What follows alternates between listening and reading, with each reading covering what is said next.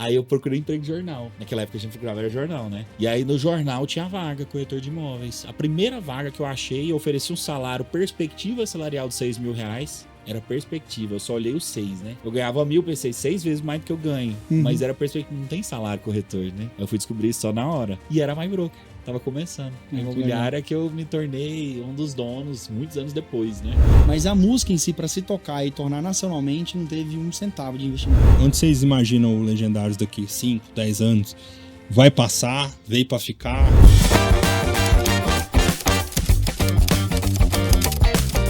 Senhoras e senhores, estamos começando aqui a gravação de um episódio muito especial do nosso podcast oficial do Precisava Escrever. Essa história dava um livro. Estou com 2 convidados aqui muito especiais, pessoas que eu tenho certeza que têm histórias, ensinamentos, inspirações aí para dividir com a gente. Queria, antes de falar com os convidados, agradecer os nossos parceiros. Esse podcast ele não estaria acontecendo agora se não fosse o patrocínio e o apoio da Link. A Link é uma empresa aí que já apoia festivais e eventos por todo o estado de Goiás. É a internet que está em todo lugar, então não poderia ficar de fora. É parceira do Precisava Escrever já há bastante tempo. Mandar um abraço para o Eduardo, te espero aqui, com certeza vai ser um dos nossos entrevistados para contar a história da Link. Quero agradecer também a SS Interiores. Se você está procurando os móveis aí para sua residência, o meu caso, que estou aí prestes a me mudar para o meu novo apartamento, a SS Interiores é a empresa que eu e minha noiva escolhemos e também é apoiadora aqui do nosso projeto. E para fechar, e não menos importante, queria mandar um abraço pro pessoal do Cicobi Unicentro, que também está aqui apoiando a gente, e o pessoal da Casa Scala, que é você que sonha. A gente está aqui com um super especialista nesse universo. A gente vai falar um pouco aí do mercado imobiliário, né? Mas você que sonha em construir uma casa em um condomínio fechado aqui de Goiânia, procure as Casas Scala, entra no Instagram deles, dá uma olhada lá no Precisava Escrever no Rafa. Tenho certeza que é a empresa ideal para te ajudar. Bom, eu estou aqui hoje com 2 convidados que eu queria muito agradecer a presença. Pode parecer um pouco aleatório essa escolha, mas a gente vai chegar num assunto que eu acho que vai fazer sentido para todo mundo. Estou aqui com um grande cantor, amigo, parceiro de futevôlei, que a nossa idade não é tão diferente, mas eu lembro muito do Gava ali. Eu tenho uns 10 anos a menos que você. Não é isso tudo, não. Vamos chegar nos números não, mas eu sei que é parecido. Mas assim, quando você estourou lá com a Fiorina e que chegou assim pra gente aqui em Goiás, o Precisava Escrever nem tinha começado, né? Então assim, eu sempre te vi de plateia pra palco e ter me tornado seu amigo. É muito legal. Satisfação. Obrigado aí pela presença. E eu tô aqui com um cara que eu costumo lembrar, tô com o Ricardo Martins, antecipando para vocês. Tem algumas coisas que, nesses 10 anos aí de Precisava Escrever, algumas marcas e pessoas, elas se tornaram tão conhecidas que eu brinco, por exemplo, com a Mariana Perdomo, com os meninos do Bahrein. Eu falo, eu viajo, falo que eu sou de Goiânia, a pessoa fala, cidade do Bahrein, cidade da Perdomo. E com o Ricardo começou a acontecer isso, assim, de eu ir a alguns lugares e eles falaram, aquele cara que mostra as casas, os apartamentos, gosto muito dele. E aí eu tive uma experiência em Balneário Camboriú. Uma vez eu fui convidado para mostrar um empreendimento lá, e o pessoal falou muito de você, assim. Foi aquela época que eu acho que você estava chegando com um jeito novo de fazer o negócio. E fico muito feliz de ter te conhecido e essa nova versão aí que a gente vai conversar bastante. Muito obrigado por ter aceitado o convite. Uma honra. Valeu. Então é o seguinte, eu quero começar com vocês. A gente já estava falando em off, a ideia desse podcast surgiu porque desde 2019 eu tenho escrito muitas biografias. E aí, no processo de escrever o livro, eu entrevisto os convidados, a maioria deles são empresários, pessoas públicas que construíram um legado. Eu acabava fazendo um podcast com eles, mas só com um gravador. E às vezes a pessoa falava uma coisa assim muito especial e eu não estava filmando. E a partir de agora eu vou começar a chamar o pessoal para bater esse papo gravando, e se por um acaso um dia vocês desejarem fazer a biografia de vocês, o conteúdo já está bem adiantado. Bacana. E aí eu vou começar com a pergunta que eu faço geralmente quando eu vou escrever o livro. Eu vou começar com o Gava. Eu queria que você me falasse da sua primeira lembrança de infância, assim. Eu sei que você é do Espírito Santo. Por onde que começou, assim? Que você gostava de brincar? O que você lembra da sua infância? Se tem algo na sua infância que você acha que te ajudou a se tornar o cantor, o artista que veio depois. Cara, Minha infância não foi diferente do que eu faço hoje, né? A música, ela sempre prevaleceu, né? Em toda a minha infância, então eu comecei a me descobrir musicalmente ali com uns 10, 9 anos de idade. E a minha história é bem assim, bem louca mesmo. Eu digo porque realmente foi um anjo que me colocou nesse caminho, né? Que me descobriu. Minha mãe, ela trabalhava na igreja católica. E todo no final da igreja, no final da missa, eu ia pro microfone, onde tinha um microfone vazio, e começava a cantar. Cantar assim, como se nada tivesse acontecendo e algo que nem eu sabia que realmente existia esse dom em mim e eu estava ali cantando. E um determinado dia ficou um rapaz nessa plateia, no final da missa. Ele me viu cantando. Aí, quando eu acabei de cantar, desci, ele falou assim, cara, você tem talento pra cantar. Eu falei assim, nem sabia o que era, né? Nem sabia o que representava isso. Assim, resumindo, eu fui amadurecendo musicalmente com ele, depois ele me levou pra casa dele, a gente começou a cantar junto, tocava violão, e ele era apaixonado por música. Ele tocava praticamente todos os instrumentos, ele me conduziu realmente do que escutar, do que fazer, de como estudar. Nessa época era uma MPB, já era sertanejo? Sertanejo muito forte, né? O sertanejo sempre Você é de Vitória? Eu sou de Boa Esperança, uma cidade no interior, tem 16 mil habitantes. E ele começou a me direcionar. Eu passava em casa todos os dias, me pegava em casa, levava para casa dele, pro estúdio. Ele tinha um estúdio, a gente lá no estúdio, ele tocava violão e eu cantando, e me aprimorando. Como que é o nome dele? Nilson Alves. Esse cara deve ter um orgulho imenso de ver onde você chegou, né? Você vai entender a história dele. Aí passou um tempo, eu comecei a amadurecer e algumas bandas locais começaram a me ligar, me convidando para fazer parte da banda. Eu mudei para uma cidade vizinha de 100 mil habitantes que chama São Mateus. Eu participei de uma banda. Comecei a participar dessa banda, cantar em outra cidade e ele me direcionando, ele me conduzindo. Esse rapaz morreu com 23 anos de idade. Nossa. Ele morreu com 23 anos de idade, ele comprou uma moto escondido do pai dele, botou essa moto em cima da caminhonete, em cima da terceira ponte em Vitória, ele desceu essa moto, montou na moto, subiu na ponte venta muito, ele perdeu o controle da moto, ele bateu e faleceu justamente nesse momento onde eu estava começando a trilhar e ter uma maturidade profissional de entender o que é música, de saber o que fazer. A diferença de idade de vocês era... Eu acho que o Nilson tinha uns 5 anos mais velho que eu. Você acha que o caminho seria vocês formarem uma dupla? Cara, não. Ele era mais um empresário, sabe? Entendi. Ele tinha a personalidade mais de empresário, de direcionar, de me dizer o que era legal fazer, o que não era. E tanto que eu trabalhava em algumas outras bandas, mas ele me ligava 24 horas, me direcionando, falava, faz isso, não faz aquilo. Então, ele era realmente um conselheiro, um anjo que me direcionou nesse caminho. Olha só. E eu tenho contato muito com o irmão dele hoje. O irmão dele é muito amigo meu, com o pai dele. Então, assim, é um rastro aí, uma trajetória, né, onde ele passou pela minha vida, que eu acho que se não fosse ele, eu não estaria aqui, né? Talvez meu destino seria né? hoje. Literalmente. Porque até hoje, com certeza, tá presente, assim, de alguma forma. Justamente. E você, Ricardo, como é que sua primeira lembrança, assim, de infância? Você nasceu em Goiânia? Eu sou goianiense, nasci aqui. Eu confesso pra você que eu não tenho muitas lembranças da infância. Eu falo pra minha esposa que minha cabeça ela meio que apaga as coisas assim da adolescência pra trás. Só que eu lembro que eu não gostava de estudar, isso eu lembro. Então eu era tipo os aluno piorzão da escola. Eu fui criado com a minha avó. Meus pais trabalhavam o dia inteiro, então eles me levavam dormindo pra casa da minha avó cedo e me buscavam no final do expediente. Então criar mesmo assim, passar a maior parte do meu dia era com a minha avó, né? Passava na rua. Infância de Goiânia, naquela época a gente podia se dar esse luxo, né? Sim. A gente brincava na rua o dia inteiro, jogar bete, pique-esconde. Ali na Vila União. Vila União, ali perto do Jardim Planalto. Uhum. Então, foi uma infância comum do moleque que não gostava muito de estudar. E isso foi algo marcante na minha história, né? Eu fui carregando isso por muito tempo. Até hoje me tornar professor, né? Hoje eu não gostava de estudar, mas hoje eu sou professor. Mas era que nível, assim, de reprovar, de pai ter que ir na escola? De pai ter que ir na escola ia. Só que de reprovar até que não, porque eu era muito bom pra colar também. Eu tinha uma habilidade muito boa pra colar. Eu tinha uma certa malemolência ali pra colar. Inclusive, a minha esposa, eu estudei com ela, olha só, desde a 5ª série a gente estudou. Aí depois eu fui para um outro colégio, ela foi para outro. E a gente voltou a estudar na 8ª série. Comecei a namorar com ela no primeiro ano. Caramba. Desde os 16 anos de idade a gente tá junto. É muito Né? E ela era a melhor aluna da sala, eu era o pior. Já arrumei minha aposentadoria. Já escorou ali, falei, é aqui, né? Ela que me passou Eu lembro que naqueles primeiros anos ali, eu me aproximei dela pra ela me dar aula particular, né? Mas eu queria era namorar com ela.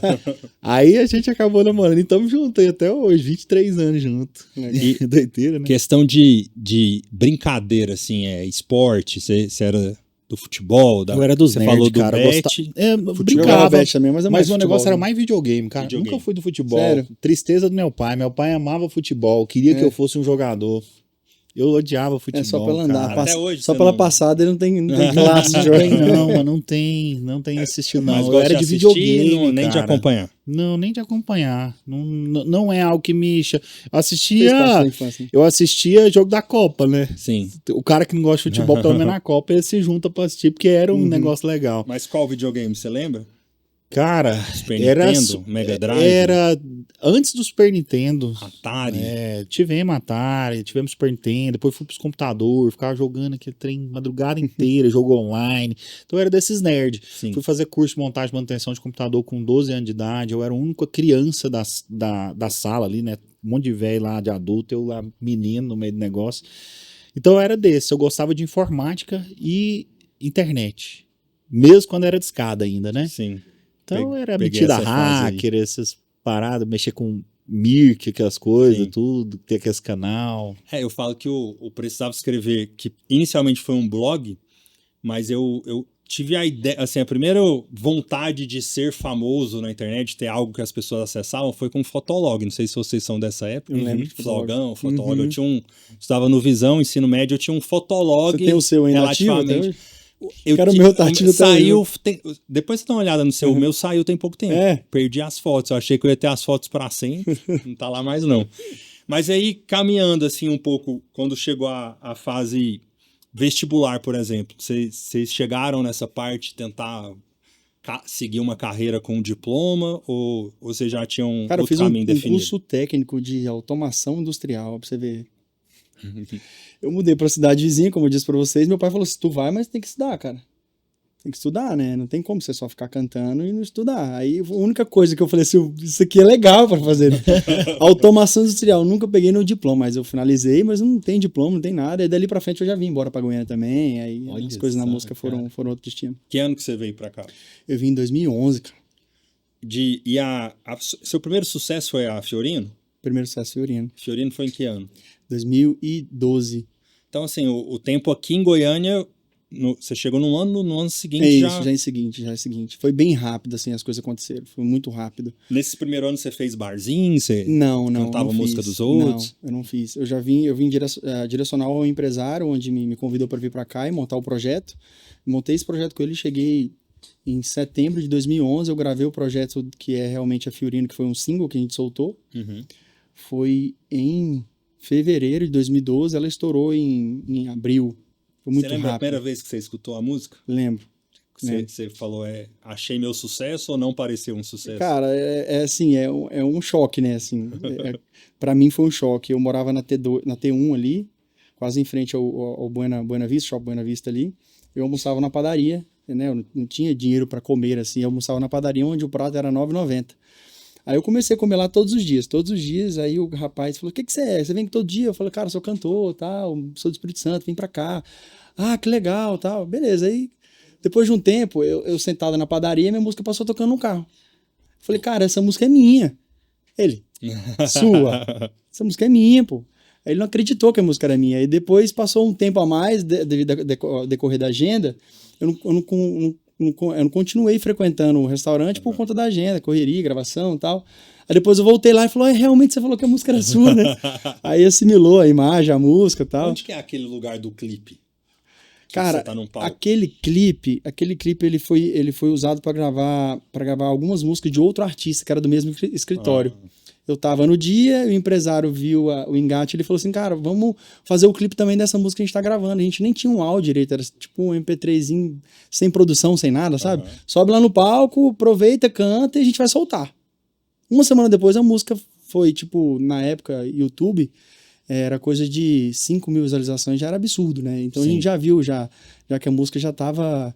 E foi bem Já no tava começando a comecinho ali, performar. né? De WhatsApp, de YouTube. Foi, o WhatsApp, eu nem tinha WhatsApp na época, em 2012, foi pro final de 2012, o WhatsApp, Instagram, né? Sim.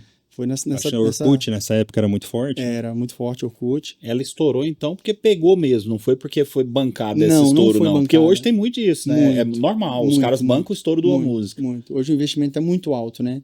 A consequência hoje de investimento, hoje você realmente for fazer todas as plataformas e for fazer um ciclo de investimento é muito alto. É muito alto e a gente não tem a certeza que realmente isso possa retornar, né? Porque a gente mexe com arte, né? Então, eu ia te perguntar isso. Se eu tiver dinheiro infinito, eu consigo fazer qualquer música ser um sucesso? Não. Não é necessariamente. Você pode Não. pôr o dinheiro Na minha experiência, e não não. virar. Porque tem vários artistas que têm, se você pegar dentre vários artistas hoje do sertanejo do nosso cenário, que são muito talentosos e têm gastos absurdos onde praticamente não se pagam, entendeu? Então é um caminho que realmente a arte ela precisa ser conectada com as pessoas que estão ouvindo. Então se não tiver essa conexão, não tem música tocando. E é muito... o papo da música, a letra ali, tem muito a ver com o momento, né? Porque aquela época, eu como seu cliente, né? Seu ouvinte, tava muito, já tava tocando Thiago Brava, Sim. tava tocando o Israel, Lucas, o Zé Ricardo Thiago. O Zé Ricardo Thiago tava com a música estourada naquele mesmo estilo, assim, então ela veio de uma coisa que a gente já estava gostando, era muito divertido escutar aquelas músicas. Era um modismo, né? Era um movimento, né? Sim. O movimento do arrocha, ele se encaixou dentro do sertanejo. E eu vim nesse movimento. Então, praticamente, tudo que existia uma gestão e estava dentro do movimento funcionava. Se você for parar para... Até o cabelo, né? Isso, o cabelo, comportamento, calça, cabelo, forma de se vestir. Do Gustavo Lima, Justamente. do Israel, era um estilo... Justamente. Como foi o Zezé lá em as 90, letras, era de vocês em 2011. As letras, a forma de se comunicar, é como se fosse a juventude de hoje. Hoje, no meu ver, a juventude de hoje não escuta sertanejo, por conta do linguajar. Não é a linguagem da juventude de praticamente 15 a 23 anos de idade. A geração Z escuta outra coisa. E lá naquela época, ser jovem... Nós éramos a isso, moda né? da juventude, né? Eu lembro que os meus pais ainda era da época do Zezé, do Leonardo. E o que acontece hoje, aconteceu nessa época, porque eu mostrava pra eles, falava, isso aqui, ó, sertanejo. Eu falei, isso não é sertanejo, não. Sim. Sertanejo é o Zezé. Sim. Que é o que hoje a galera, eu imagino, não tem o filho ainda, daqui a pouco... Talvez aconteça com você, vai mostrar um Zé Felipe. Sim, falar, e aí alguém vai falar, não, sertanejo é o meu Jorge pai. Mateus, sempre tem isso. E você, Ricardo, como que foi? Teve a parte ali do estudar pro vestibular, você já começou... Estudei, mas não adiantou muito não, né? Não gostava de estudar, então assim, eu tentei uma vez, depois não tentei mais. A Vanessa foi fazer uma faculdade, arquitetura, eu fui trabalhar na época era Brasil Telecom. É porque ela mudou de nome muitas vezes, né? Sim. Então, Brasil Telecom hoje ela é a Oi, né? Meus pais trabalhavam lá desde sempre, Anel. né? É onde o Pablo Marçal passou também, né? A gente trabalhava junto. Ah, a gente trabalhava junto. Vocês se conheceram nessa época? Conhecemos lá nessa época. Olha E a gente só. era da mesma igreja também, né? A gente trabalhava muito próximo ali. Eu era do Helpdesk, que é suporte técnico para internet, que era a ADSL na época, a internet, né? Então, eu trabalhava durante o dia e estudava durante a noite curso técnico, né, de rede de computadores. Aí fiz também empurrando meio que com a barriga. Então, até a época de terminar meu curso e trabalhar ali no call center, eu era um cara que eu levava a vida muito empurrada, total. Não tinha muita ambição. A Vanessa, nessa altura, a gente já vivia como casado, a gente namorou 7 anos e a gente casou no primeiro ano de casado. Ela ainda nos sustentava, né? Eu fiz tudo errado, mano. Eu fui morar com ela dentro da casa dos meus pais. Hoje eu lembro, assim, eu me envergonho se meu filho vier com uma ideia dessa. Mas, rapaz, e meu pai aceitou. E eu morei 6 anos dentro da casa dos meus pais com a minha namorada. É muito feio falar isso, mas foi parte da minha história. Sim. E além de tudo, ela que sustentava a gente, porque eu casei, cara, ela que bancava as coisas, porque ela era arquiteta. Como arquiteta, cara. Então, assim, ela tinha tudo para ser mais próspera. E eu tinha essa trava na minha cabeça que eu achava que eu realmente veria as sombras, assim, saca? Eu me achava um cara inferior. vim com uma série de bloqueios, de traumas aí da cabeça desde a infância. Eu achava que eu sempre era inferior. E aí, em relação a ela também. Né? Em relação ao meu irmão mais novo, meu irmão tem 7 anos a menos e eu achava ele muito melhor do que eu, muito mais inteligente. Então, fui crescendo com esse complexo de inferioridade. Sim. Né? Até o momento que eu rompi ali do call center, que eu saí do call center. Meus pais trabalhavam lá, né? Eles 2 aposentaram lá. Tava seguindo o negócio da família. Qual que foi esse gatilho de isso aqui não é mais pra mim? Como você Cara, chegou nessa conclusão? Eu aprontei lá. Aprontei coisa de... Tomaram a decisão por dentro você? Não, pior, dentro do meu relacionamento. Eu com 1 ano de casado, comecei a achar gatinho demais. E aí falei, não quero esse casamento, não. Casei errado, casei por motivos errados. Comecei a justificar pra mim mesmo, porque a gente casou pra comprar um apartamento. Minha Casa Minha Vida. My House, My Life. Aí, o que eu fiz? Pra comprar esse apartamento, a mulher perguntou se vocês são casados. Eu falei, não sou não, mas a gente pode. A gente foi lá no cartório e casou.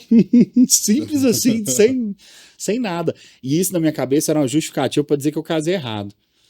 Aí como as ideias erradas do cara, né? E aí, lá eu comecei a ficar transtornado, já comecei a abandonar o casamento, entrei em depressão, cara. Aí fiquei 3 meses separado da Vanessa. Você teve na época consciência? Hoje você olha pra trás e fala, aquilo que eu senti foi uma depressão.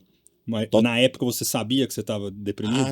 Sabia porque eu ficava em casa o dia inteiro, né? Não queria sair de dentro de casa, eu tava com conflito, né? Sabendo que eu tava casado, mas tava querendo viver outra coisa, curtir minha vida, não aproveitei a vida, veio essas ilusões de moleque besta. E aí, nessa altura do desespero, me levaram naqueles encontros com Deus, da videira. E isso tem 13 para 14 anos. E aí lá nesse encontro com Deus levaram eu e levaram ela, só que numa chácara diferente no mesmo dia. E ali minha vida virou, mano. Daquele dia em diante eu voltei, pedi demissão no meu emprego, falei assim, olha, eu aprontei muita coisa aqui, esse lugar não me faz bem mais. Tchau. Se puder me demitir, por favor, que eu preciso de seguro-desemprego. Aí me demitiram, eu preciso ganhar umas R$600 por mês de seguro-desemprego. E aí, mano, dali em diante, aí começou a revolução na minha cabeça. Eu entendi que eu podia ser próspero. Minha identidade mudou. Eu, pô, não sou aquele derrotado que eu imaginava que eu era. Sou filho de Deus, pô. Posso ser alguma coisa. E comecei a acreditar de verdade nisso. Aí minha vida começou a... O lance do mercado imobiliário começou a partir daí? Foi lá. Nessa virada aí, o que aconteceu? Eu fui procurar emprego no jornal. Fiquei uns 2 meses encostado assim à toa, seguro-desemprego e lendo a Bíblia. Só que eu queria aprender. Eu queria entender o que era aquilo que eu tava vivendo. Porque pra mim não fazia sentido. Eu era um cara numa sexta-feira, no domingo eu era outro. Falei, isso mudou demais, agora eu preciso entender por que isso. E aí comecei a me alimentar. Aí, depois de um tempo, a Vanessa, você tem que trabalhar também, né, cidadão? Aí eu procurei emprego de jornal. Naquela época a gente procurava era jornal, né? E aí no jornal tinha vaga, corretor de imóveis. A primeira vaga que eu achei, eu ofereci um salário, perspectiva salarial de R$6.000. Era perspectiva, eu só olhei os 6, né? Eu ganhava 1.000, pensei, 6 vezes mais do que eu ganho. Mas era perspectiva, não tem salário corretor, né? Aí eu fui descobrir isso só na hora. Aí fui, participei da entrevista, eles aceitaram lá, estava desesperado para contratar, e era My Broker, estava começando. A imobiliária que eu me tornei um dos donos muitos anos depois, né? Sim. Tinha 12 corretores, eu fui um desses 12. Aí ali começou a minha carreira de corretor de imóveis. Patinando. Uma coisa que eu até já escutei de muito corretor assim, na minha visão leiga, né, de cliente, parece que você criou um jeito de fazer e depois muita gente faz parecido com o que você faz ou fazia. Isso foi nato? Teve alguém que você viu fazendo e outra pessoa falou, cara, eu vou misturar esses dois, vou fazer meu jeito. Os meus primeiros 2 anos de profissão foram muito ruins. Eu fiz 2 vendas em 2 anos, e vendas pequenas. Então eu fiquei 7 meses para fazer a primeira venda, aí meu pai comprou de mim, aqui no Metropolitan. Minha primeira venda foi aqui. Né? Meu pai comprou de mim para me ajudar, primeira venda, 7 meses. Aí depois mais 7 meses para fazer a segunda. E fez uma excelente compra, né? Aqui, né? Comprou aqui no Metropolitan. Mas ele fez o distrato 30 dias depois. Mas eu não devolvi a comissão, né? Aí eu nem tinha como, evaporou quando caiu na conta. Mas aí, minha história de começo de corretagem foi muito ruim. Isso é bom falar pro povo, porque o povo pensa assim, é porque você tem o jeito, deu certo. Não, foi muito tempo depois, cara. Foi no terceiro ano que eu comecei a querer vender melhor. E hoje, quando você olha em retrospectiva, você entende o que era ruim? O que você melhorou? Por que você ficou 7 meses sem vender? Falta de atitude mesmo. Falta de atitude, de sair pra rua, de encontrar as pessoas, porque não tinha internet. Tinha internet, mas não, por exemplo, não tinha WhatsApp ainda. As redes sociais, você não fazia vendas igual você faz hoje, tráfego pago, esquece, não existia isso. Então, como é que era a venda? Porta a porta, meu irmão. Era network, fazer relacionamento, visitar pessoas, abordar, conversar. E eu era travadão, tímido, tinha vergonha de fazer as coisas, tinha vergonha de ligar, porque a gente fazia muita oferta pra lista telefônica ainda, mano. E o não te incomodava? Eu acho que eu teria dificuldade O nessa não, profissão, porque demais. É eu sinto constrangedor. não. E aí eu acho que pro cara ser bom nisso, ele não pode Eu tive sentir. que criar um mecanismo de ressignificação do não na minha cabeça. Depois eu desenvolvi até uma teoria em cima disso. Eu calculava quantos nãos eu precisava de receber para chegar no sim. Aí eu dividia o valor da comissão pelos nãos. Aí cada não valia R$100. Aí eu falei, sem conta, ouvi não. De pensar. Ouvi mais um não, sem conta, na conta, viajando, né? Eu criei essa mentira dentro da minha cabeça. Que não é bem a mentira, ela realmente era um cálculo assim. E aí eu fui me desenvolvendo, mas foi muito travado. E aí eu fui trabalhar com lotes, lá depois do Garavelo, vendendo lote no meio da terra. A gente montava barraca, eu levava ela dentro eu tinha um palio daqueles Fire Economy. E aí eu socava uma barraca daquelas grandes, ficava com as pernas pra fora assim, ó, e as cadeiras de boteco, 3 cadeirinhas de boteco. Aí eu montava na beira das GOs. E ali eu comecei a vender, e lá eu aprendi, eu peguei gosto. Visitava, ia atrás dos outros, comecei a ganhar bem naquela época. Aí fiz uma viagem para os Estados Unidos com a minha esposa, e realmente eu comecei a ganhar muito bem naquela época, para aquela época, né? Ganhava R$20 mil para 10 anos, era muita coisa. Eu era moleque, nós não tinha filho ainda. Aí nós fomos para os Estados Unidos e lá eu peguei esses vídeos. Lá eu vi os caras fazendo. Lá eles já faziam há muito tempo. Já estavam fazendo assim. Lá corretor era artista, mano. Lá corretor tinha um status. Aqui corretor era aquele cara assim, você não deu certo na vida, você vira corretor. Tipo assim, o cara aposenta, vou fazer um bico aqui, vira corretor. Lá não, os caras vestiam bem, os caras bonitos, lente de contato no dente, aquele negócio, vestindo terno. Eu falei, ixi, isso é diferente. Aí eu falei, vou criar esse tipo de posicionamento aqui. E aí eu trouxe isso. Aí comecei a criar branding, cara. Eu fui um dos primeiros corretores do Brasil a entender o que era branding pessoal. Sim. Aí eu naveguei no Oceano Azul, né, mano? Não tinha gente competindo comigo. Quando eu fui fazer vídeos, os vídeos eram muito ruins, mas não tinha ninguém fazendo, então era o que tinha. Aí como não tinha concorrência, alavancou. Foi crescendo, né? Comecei no YouTube também. Era o YouTube que a gente tinha naquela época, né?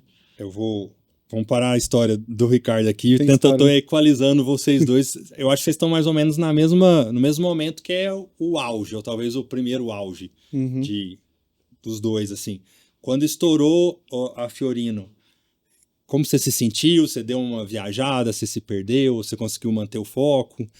Eu acho que na música eu sinto que tem muito isso, essa coisa de eu acertei, mas eu preciso acertar outra. E quando eu acertar, vou ter que acertar outra, aquele enxugar o gelo que não passa. Verdade, né? Como que é isso? Cara, literalmente maluco, igual o Ricardo falou. Eu tinha 21 anos de idade, pô, quando eu acertei a Fiorino.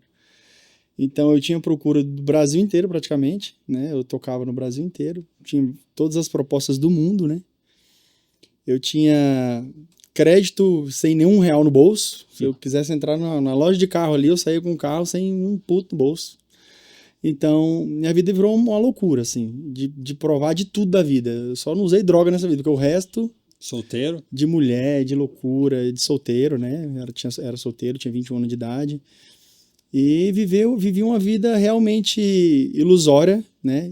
De prazeres carnais, onde acho que a maioria dos jovens já passaram por isso, né? Então, minha vida, ela saiu do 0 pro 100, assim, literalmente. Mas só que eu vivi 6 anos trabalhando com um determinado empresário, que eu trabalhava no meu dinheiro. Eu só era mantido num valor ali que para me segurar num processo, entendeu? Mas realmente eu vi sucesso, eu passei praticamente por todas as televisões no cenário nacional, mas não vi grana. Qual foi o programa que você foi, assim? Ixi, eu já fui em vários, mano. Faustão? Já. O dia que você foi no Faustão, deu um frio na barriga? Literalmente, eu faço um filme na cabeça, né? Porque antigamente, na época do Faustão, você ia, no dia seguinte o telefone, assim, era uma loucura, né? E vocês estavam preparados para o sucesso? Porque eu imagino que o seu escritório era pequeno. Vocês conseguiram Porque às vezes a demanda é tão grande que você não consegue aproveitar Não, a tudo gente que não poderia. tinha suporte. Como eu te disse, eu era muito novo, eu era assessorado e gerenciado por um determinado escritório e um empresário, né? E esse empresário fazia toda a gestão, né? Financeira, carreira, logística, tudo era com ele, né? E dentro desse processo, onde eu fiquei 6 anos lá, eu paguei uma faculdade caríssima, né? E aprendi, né?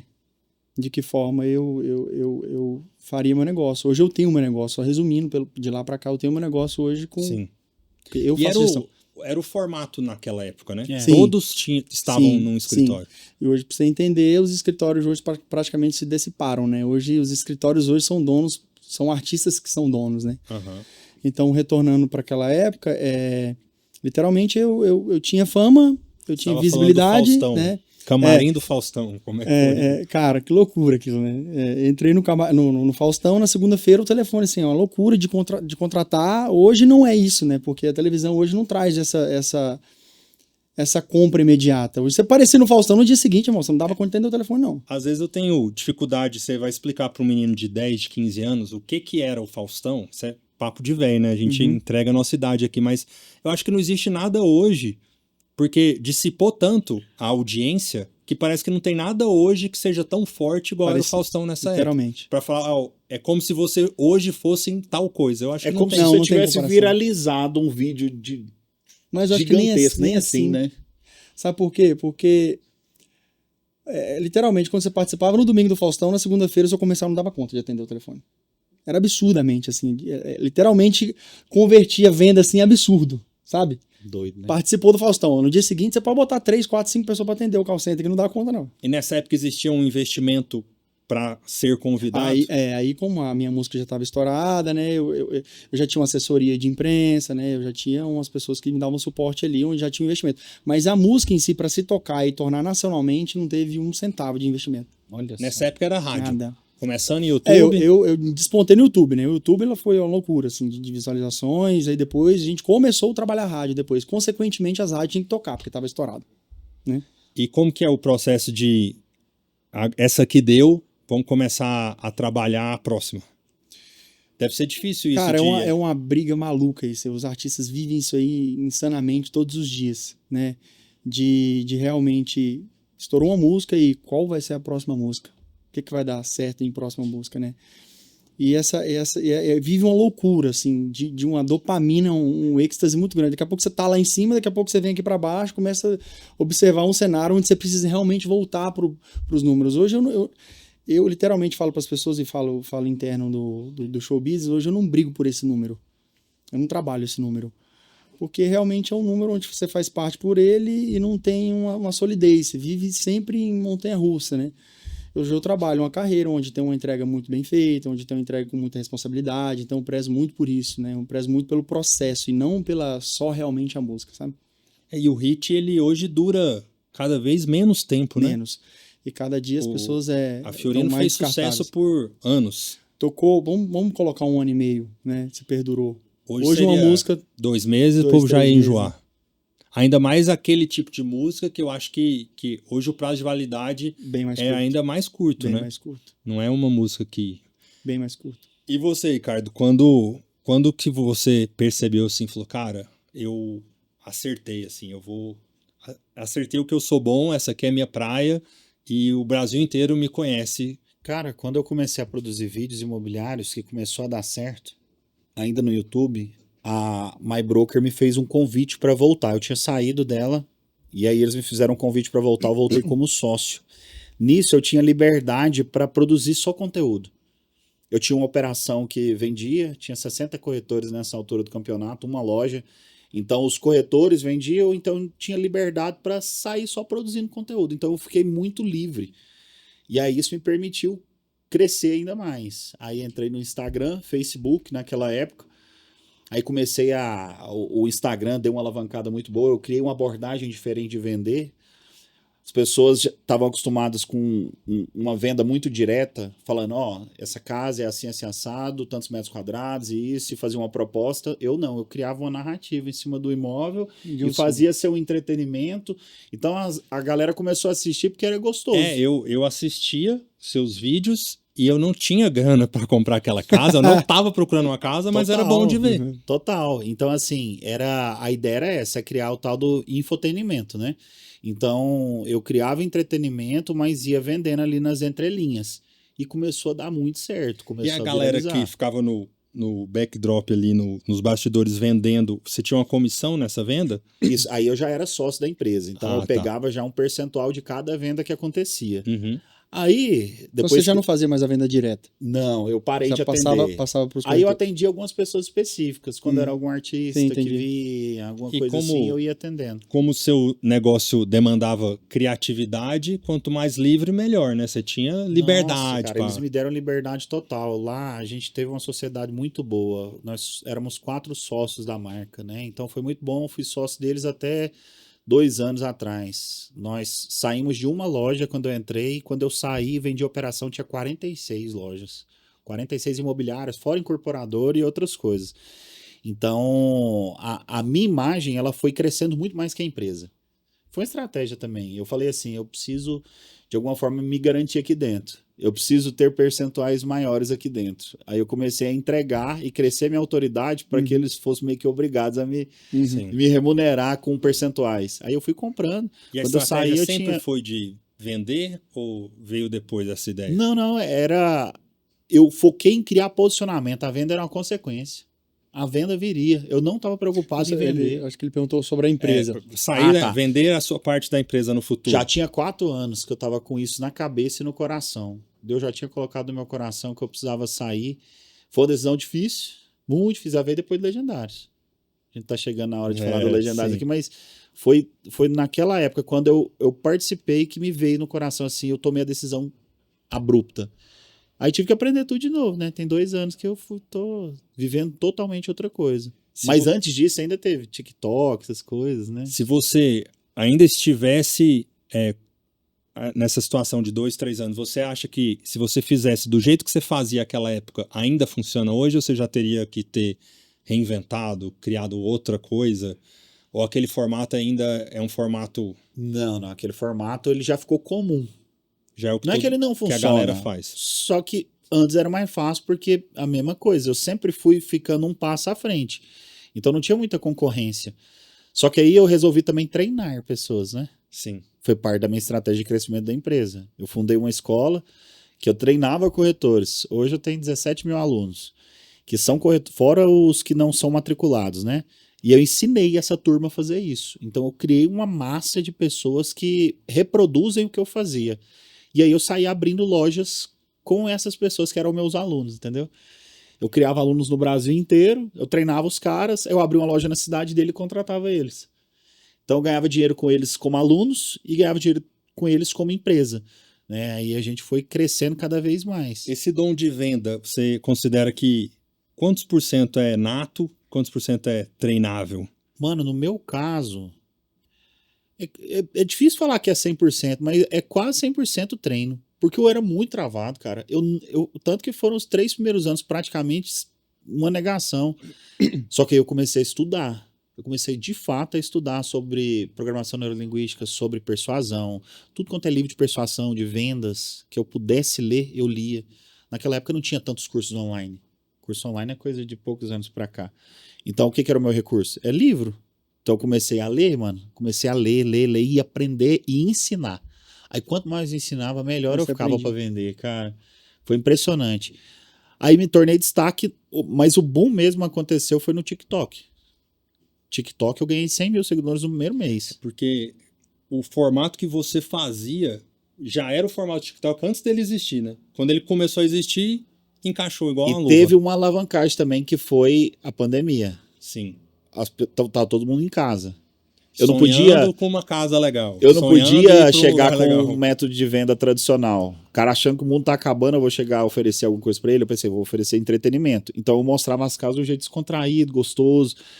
Aí era assim, ó, era 100 mil seguidores no mês, 100 mil no outro, 100 mil no outro, até bater uns 2 milhões e pouco. Hoje tá 3 milhões e alguma coisinha, mas foi muito rápido, foi indo assim, ó, todo mês, com consistência. E naquela época era trabalho braçal, eu fazia 7 vídeos por dia. Caramba. 7 Cara, vídeos. não tem como, né? O volume, ele Era o que eu tinha. Não tem outro caminho, né, velho? Era o que eu tinha pra fazer. Eu não era bom. O raciocínio que você fez com relação aos nãos, eu acho que é o mesmo.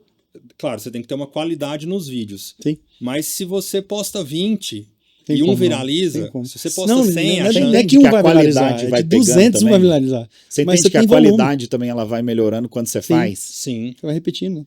Você vai. Não tem como. Eu já fiz lá mais de Tentativa e erro, 6 né? mil vídeos, Aqui cara. funcionou, ali não. O que tem nesse aqui que a galera gostou? Exato. Você Cara, vai tem mais de pegando 20 feeling. anos que eu canto todos. Hoje não, mas cantava todos os dias. Aí. Você acha que eu não vou ficar bom nisso? Claro que eu vou ficar bom. Uma Fica vez demais, não eu tem fiz como, uma ué. live com aquele Valcir Carrasco, que pra gente da escrita, ele é um dos maiores dramaturgos, essas novelas famosas da Globo aí, muitas foi ele que escreveu. E eu perguntei pra ele, assim, se der uma dica pra um escritor que tá começando. Aí ele falou, teimosia, porque eu escrevia muito mal.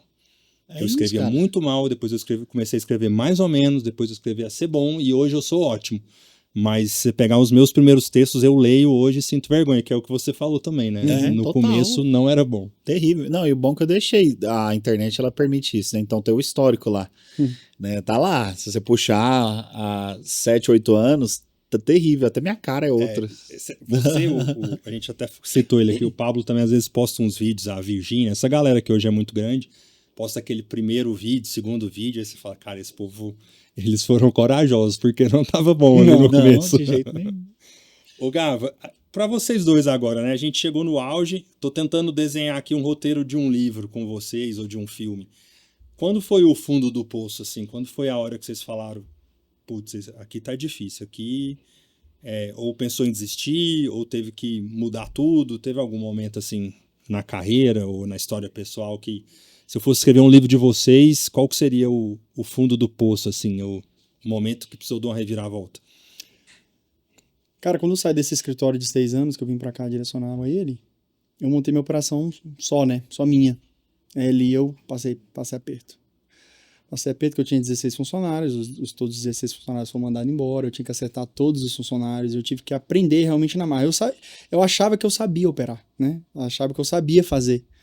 Mas realmente, quando eu fui pra prática, eu vi que realmente era totalmente diferente de se comportar, de ser um empresário. Hoje eu não sou só um cantor, eu sou um empresário, eu faço gestão, eu faço fechamento de mês todos os meses com minha equipe, eu faço reuniões com a minha equipe de estrada. Então, além de ser só cantor, eu comecei a ser empresário. Então, esse momento foi um momento muito difícil, que aí as contas começaram a apertar, né? Os acertos começaram a se... eu não tinha um caixa preparado para isso. Realmente, quando eu saí de uma hora para outra. Eu não me preparei para esse momento financeiramente, então eu passei dificuldade. Eu queria te perguntar se acontece também com você. No caso da escrita, eu falo que a inspiração é inversamente proporcional ao estresse.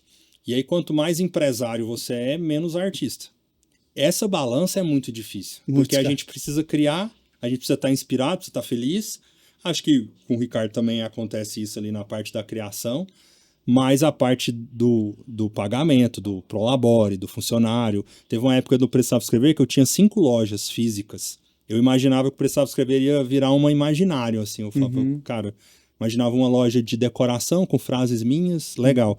Mas aí quando eu cheguei em 5 lojas, eu não escrevia mais, porque eu tava virando dono de loja. Eu falei, cara, não é isso, acho que não é o propósito que Deus deu na minha vida, é ser dono de loja.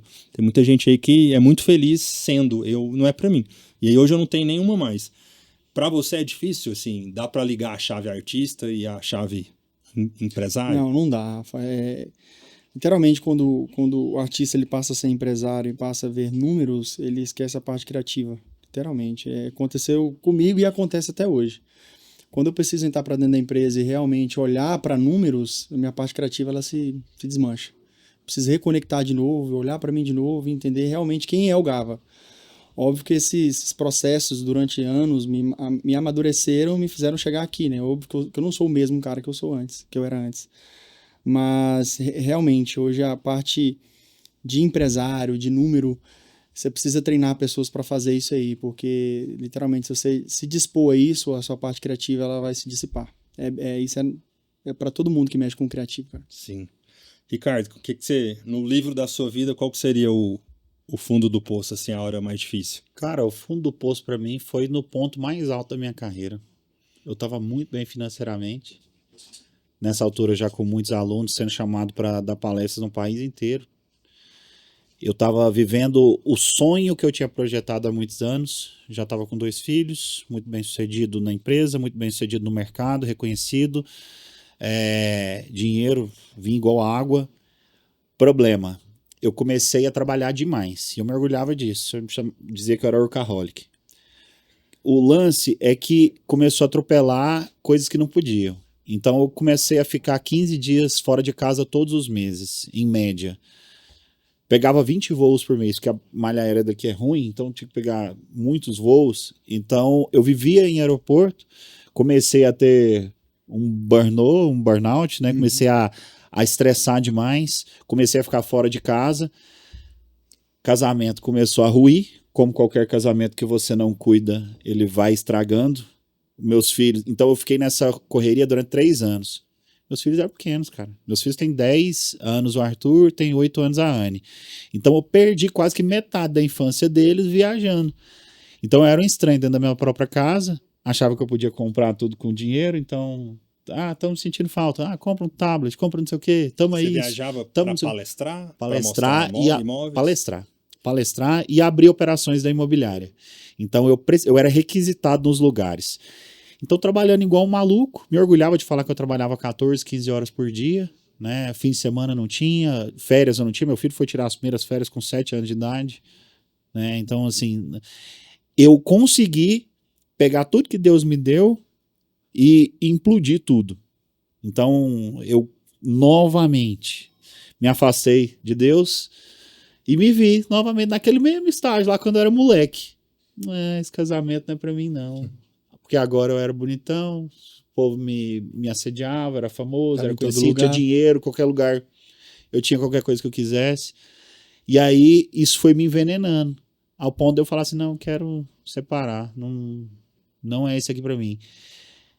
Aí entrou o Legendários. Nessa hora, quando eu cheguei nesse fundo do poço, aí não é um fundo do poço financeiro, era o fundo do poço da minha alma. Eu realmente estava destruído e meu lar estava destruído, literalmente. Vocês estavam encaminhando para um divórcio? Já estava conversando a respeito disso? Da minha parte. Da parte dela ainda não, porque eu nem tinha falado. Mas internamente eu já estava resolvido. Eu já tinha até com quem eu ia casar. Na minha cabeça, você entendeu? Então eu estava tão transtornado, porque isso foi me sugando de uma forma tão grande, o sucesso e as coisas, que eu me perdi. Né? Eu fiquei totalmente cego. E aí, nesse ponto específico, me aparece o Legendários, me convidaram para participar. Você fez o Legendário foi qual ano? Novembro de 23. Novembro de 23. Como que chegou esse convite para você? Foi um pastor, amigo meu, me chamou, ele começou a falar, resisti durante 1 ano. Esses escoteiros, esses povo de laranja gritando. Eu acho legal no você meio do mato. Tá tão dentro. Qual foi a primeira visão? Porque é a visão de muita gente quando escuta falar pela primeira vez. Nossa! Você já foi um hater do Total. Eu nunca fui de ficar falando, mas no meu íntimo eu achava ridículo aquilo. O povo gritando, e tanto de homem. E eu não gosto. O mato que eu gosto, mano, é o do Aldeia do Vale, entendeu? É o mato gourmet. Sim. Com a minha banheira, eu vejo a mata. Esse é o meu mato. Falar que é pra ir pro meio do mato, montar barraca. Não, você tá doido. Até que eu não suportei mais de tanto me ficar na minha cabeça. E eu aceitei 1 ano depois. Aí tiveram alguns eventos que você não foi? Muitos. Ainda não era tão conhecido, né? Eu fui o primeiro cara que participei e fiz um vídeo explicativo. Aí a curva acendeu bastante. É um pastor que te convidou? Foi o pastor da videira aqui, o Rafael Almeida. O que ele te falou? Por que ele achou que você precisava do Legendários? Não, ele só me fez um convite. Ele falou, foi uma bênção pra mim. Ele foi. Ele falou, Ricardo, eu fui, foi uma bênção pra mim. A primeira pessoa que eu levei foi meu filho. Foi uma bênção pra ele, eu queria que você fosse. Porque ele é um cara que sempre foi muito próximo da minha família, então ele me acompanhava ali, né? Já foi meu sócio também, em algumas empresas, em algumas imobiliárias. E aí me convidou, até que eu aceitei. E eu odiei tudo aquilo, mano. Muito. No primeiro dia, no segundo dia, no terceiro dia fez sentido total. Eu falei assim, eu precisava ter vindo aqui há 20 anos atrás. Aí tudo fez sentido pra mim. Os 2 primeiros dias você tava arrependido. Eu queria matar todo mundo. Eu tinha, se eu tinha um preconceito, ele tinha sido ele tava confirmado Tá total. Não era preconceito, eu tava certo. Realmente, esses caras que são uns babaca. Ai, cara. Aí depois, no final, você fica constrangido, né? Aí eu fiquei com vergonha, Você aí que conhece virou. todo a estratégia, todo o plano ali por trás, é proposital? Todo mundo sente isso nos 2 primeiros dias ou você acha que foi particular? Não, é proposital. Eu não conheço um que ficou felizinho no primeiro dia, não. Primeiro dia, Ainda não cheguei a conhecer esse, não, cara. Mas só que eu também não conheço aquele que participou e não entendeu no final. Eu ainda não participei e aí Inclusive, queremos te convidar. Eu tô sendo intimado por várias pontas aí.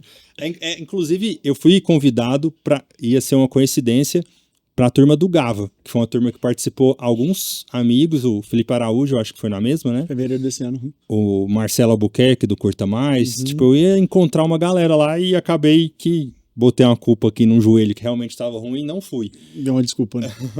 E aí, para você, Gava, foi nessa fase aí que chegou o convite? Foi mais para frente? Como que você ficou sabendo do Legendários? Cara, eu fiquei sabendo através de um amigo também. E ele falou, cara, vamos nós dois? Eu falei, vamos, faça a inscrição. Tinha feito a inscrição, foi em Ribeirão Preto. Você não teve fase de resistência? Não, eu sempre fui muito aberto pra fazer as coisas. Eu sempre, minha esposa, eu e minha esposa, a gente sempre buscou algo, tipo assim, a gente faz um balanço. Existe a probabilidade de você sair dele melhor? Existe, então eu vou fazer. Boa. Eu sempre faço esse balanço. Humildade. E o meu amigo me convidou, eu fiz a inscrição, mas só que calhou justamente na época que eu fui para os Estados Unidos. Aí eu não consegui fazer. Justamente eu pedi não consegui fazer. E através de um amigo que já fazia Legendários, que é o Israel falou assim, cara, vai ter um top especialmente para artistas e vai ser dia de semana. Participa? Ele me mandou o link, eu falei assim, eu não vou nem pensar, já fiz na mesma hora, já escrevi na mesma hora. Olha só. Na mesma hora eu me inscrevi. Quanto tempo depois desse primeiro? Foi 6 meses depois, após. Foi 6 meses após. Eu já fiz minha inscrição. Cara, e literalmente foi a melhor decisão que eu tive na minha vida. Melhor decisão que eu tive na minha vida. Essa sensação dos primeiros dias ruim bateu um arrependimento? Total isso aí. Então eu já vi que é da estratégia.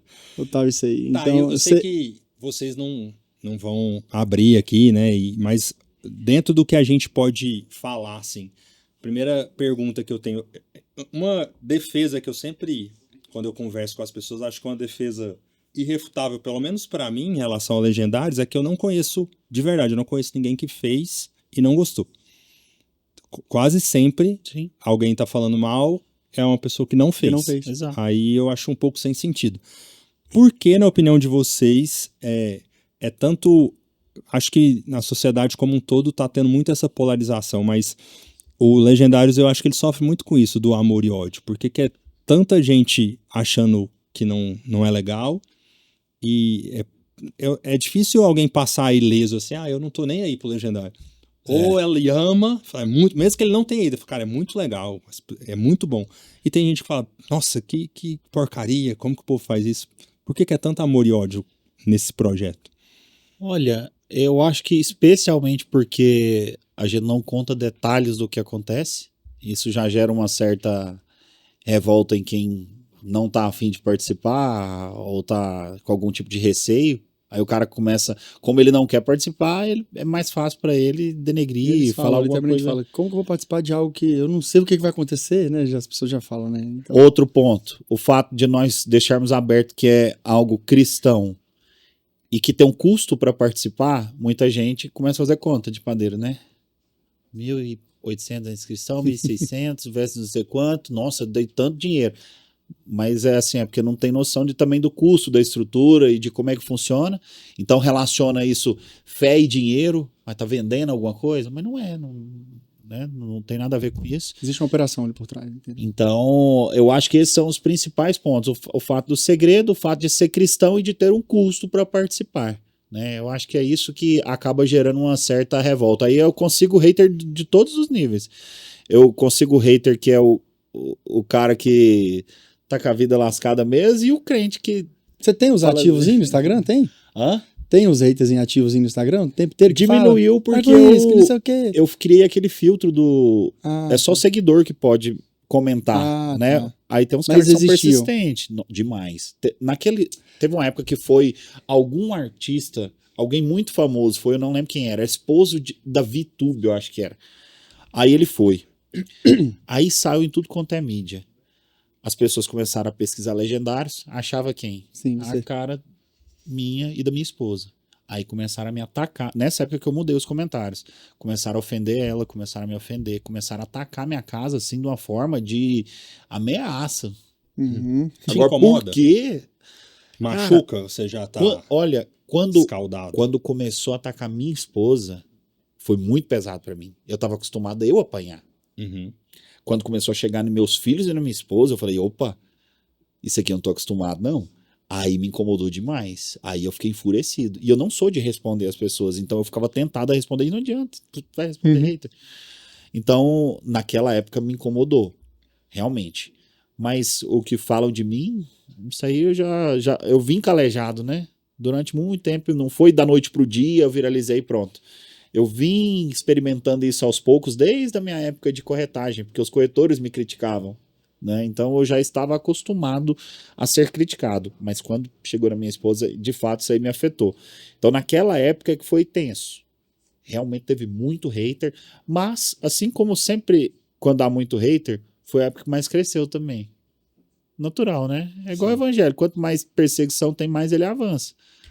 Então acontece a mesma coisa com o movimento. E ele tem crescido de forma consistente. Nós estamos chegando a 170 mil. Hoje nós temos você, 170 mil. como você tem uma função dentro? Como que tá a sua relação com Legendários? Durante 2 anos, eu virei as minhas redes sociais total para Legendários. Isso espontâneo. Porque você quis fazer. Porque eu quis fazer. Muita gente começou a me associar como dono. Ah, agora o Ricardo arrumou outro jeito de ganhar dinheiro. Agora tá ganhando dinheiro com a fé dos outros. E o que eles não sabiam é que eu tinha vendido a MyBroker, tomei um prejuízo financeiro muito grande. Em toda a minha renda, desde que eu decidi mudar minha vida e restaurar minha casa, minha renda caiu uns 90%. Então, eu tive um baque financeiro gigantesco, tive de lapidar meu patrimônio inteiro, mas porque eu queria viver um propósito agora. Então, tem 2 anos que eu vivo como pastor. Eu cuido de gente. Meu trabalho é cuidar de casais. Voluntário, eu não recebo para isso. Então eu vou cuidando de pessoas, vou cuidando de gente e comecei a usar o Legendários como uma ferramenta para alcançar homens. E aí, há mais ou menos 3 meses, o próprio Legendários, que é o Chap, o criador lá, o fundador, ele me fez uma proposta para fazer o que eu faço. Falou, não, só continue fazendo o que você faz, só que agora eu vou te colocar no time do Legendários Global. Né? Aí, agora eu faço parte da empresa. Mas antes, cara, era... O Legendário, na verdade, é uma confusão muito grande. A gente gasta muito dinheiro lá. O pessoal acha que a gente ganha dinheiro. Não sei se já chegaram a falar, perguntar se você ganha algum dinheiro com isso. Não, você ganha dinheiro para divulgar. A gente gasta muito. Porque toda vez que a gente vai, eu pago para servir pessoas que eu nem conheço. Eu pago inscrição para as pessoas irem. Então esse dinheiro não vem para mim, na verdade sai dinheiro de nós. Mas é porque é algo que foi tão importante para mim que eu preciso entregar isso para outros. Não tem jeito. Mesmo. Eu preciso entregar isso para outras pessoas. É muito doido, assim. É um negócio meio sem entender. E quem veio de fora pensava, não, isso aí é pirâmide, todo tá ganhando dinheiro. Não. A gente tá gastando, a gente tá pondo dinheiro para salvar outras pessoas. É muito doido, cara. Gava, você fala que foi a melhor decisão da sua vida. O que mudou depois do Legendários? Tudo, como pai, esposo, marido. Eu entendi realmente qual é o meu papel dentro do meu lar, dentro da minha casa, com minha esposa. Cara, literalmente, eu se dizia cristão, eu falava que eu era cristão, frequentava a igreja, e tudo muito morno, muito frio, né? Igual a Débora falou, nós éramos cristão de BGE, né? Só completava o time ali, mas realmente não vivia, né, a palavra. E a minha experiência lá dentro foi muito forte, assim. Minha conexão com Cristo foi muito forte, sabe? E quando... É uma coisa que você nunca tinha sentido antes. Nunca tinha sentido, nunca. E quando eu saí dali, eu fiz uma promessa comigo mesmo. Eu falei assim, esse aqui nunca mais vai apagar de mim. E essa chama que foi construída ali dentro, que realmente cresceu dentro de mim, nunca mais vai apagar. E depois do Legendários eu sempre busco alimentar. Porque Deus, a presença de Deus, a presença de Jesus, cara, é a mesma coisa que você faz todos os dias na academia. Você tem que se alimentar. Você tem que buscar. As pessoas acham que Deus vai aparecer para mim de qualquer momento. Sim, se você estiver espiritualmente preparado a isso, sim. Mas caso ao contrário, não, você tem que buscar. O superior é ele, não é você. Incomoda vocês o pessoal que, eu acho que é uma minoria, mas às vezes viraliza o cara que saiu de lá e fez alguma besteira ou continuou fazendo besteira. Incomoda vocês? Vocês acham que atrapalha o movimento? Não, é ruim. Teve uma história que foi a que chegou pra mim, do humorista lá do Tirulipa, que foi uma história que viralizou. E aí eu acho que como tem o hater, fica esperando uma oportunidade, aí quando acontece uma coisa dessa, a galera vai em cima. Mas a vida é feita de escolhas, cara. Ele escolheu alguns caminhos na vida dele, né? Ele teve acesso, mas se dali pra frente eu não fizer nada por isso, cara, se eu viver a minha mesma vida que eu vivia antes e tendo as mesmas escolhas que eu tive antes, eu não vou, Olha que curioso. vou ser uma pessoa diferente. Ontem nós estávamos em uma reunião. Sim. Nós vamos fazer um top na África agora, dia 1º de dezembro. Tô indo pra lá, meu irmãozinho aqui tá indo comigo. Nós vamos ficar 10 dias lá, vou levar minha família também, meus filhos, minha esposa. E aí nós estávamos fazendo uma reunião para esse top que vai acontecer na África. Aí o Chep estava na reunião e ele falou, estava em ligação agora com o Tirulipa. Aí ele gravou, ele falou, tava com ele, aí é o Wesley Safadão. Sim. Aí ele, Safadão? Como que é? Ele não sabia pronunciar o nome, a gente falou, não, Wesley Safadão. E aí ele tava falando, o Tirulipa passou por uma dificuldade muito grande porque aquele problema veio à tona depois, mas é um problema anterior. Sim. Eu aprendi muita cagada na minha vida, mano. O que eu fiz? No dia que eu participei, eu vim publicamente e contei a minha cagada inteira, do meu histórico. Eu te achei muito corajoso, inclusive. Eu contei, mas você sabe por que foi? Agora não tem mais nada pra vocês falarem de mim. Não tem. Daqui pra frente... Se alguém falar assim, você fez isso, eu fiz, tá no vídeo tal, dia tal, assim, eu contei. Tá lá o histórico. E óbvio, foi uma decisão que veio da minha esposa, porque ela foi a parte ofendida, né? Uhum. Então, ela quis compartilhar o nosso testemunho. Então, eu vim publicamente e abri a minha vida. Então, eu não tenho um histórico, não tenho teto de vidro mais de passado. E aí, o dele, isso não tinha vindo a público. Então, foi um problema anterior. Então, foi desgastante pra caramba. Então, ele é um... Começaram a linkar uma coisa a outra, né? E trouxeram para atualmente. Mas ser legendário também não quer dizer que a pessoa não vai falhar. Pode ter cara que vai cometer vacilos absurdos. Você não é santo, né? Eu já fiz, por exemplo, o método CIS, do Paulo Vieira. E aí é uma história engraçada que eu tive um sócio uma vez que ele colocou no contrato. Ele gostava muito do Paulo, já tinha feito o método CIS, e ele falou assim, eu só vou ser seu sócio se você fizer o método. Eu falei, beleza. Eu vou lá para poder criticar com propriedade, porque eu não acredito. Eu vou voltar de lá tendo mais ferramentas para criticar ele. Resumindo, eu fui e depois eu fui mais umas 3 vezes. Eu gostei muito. Li um monte de livro do Paulo, gosto bastante do conteúdo dele. E aí o Legendários tem um pouco isso, né? Às vezes a pessoa, porque tem todo esse mistério, eu acho que às vezes o cara vai de raiva. Vou pra poder, igual eu falei, criticar com propriedade. E aí tem essa surpresa, né? Eu tenho a impressão que o rapaz que criou, que lá atrás, né? Ele conseguiu fazer algo assim, parece que ele amarrou. Eu já vi o Paulo, o Vieira, todos esses que têm grandes eventos assim, mas ninguém conseguiu fazer uma coisa tão profunda, tão completa. Inclusive o próprio Paulo Vieira é legendário, né? Aí ele falou, não, existe um método CIS antes e um depois dos legendários. Tanto que ele ficou impactado dentro do movimento. Realmente, o Chep, ele conseguiu criar um senso de comunidade muito forte. Nós estamos passando pelo problema lá no Paraná agora. Nossa turma tá lá, mano. O Brasil inteiro tá enviando dinheiro. A gente já enviou mais de 100 mil reais, juntando tudo, e os irmãos estão lá. Os caras saíram de tudo quanto é lugar do país e tá lá, legendário, fardadinho, ajudando os bombeiros, porque vários dos bombeiros também são legendários, a polícia é legendária. Então, a gente criou uma comunidade tão infiltrada, assim, em vários ramos da sociedade, desde influenciadores, a segurança pública, até políticos, né? A gente pegou quem era homem e queria fazer parte do grupo e trouxemos para perto.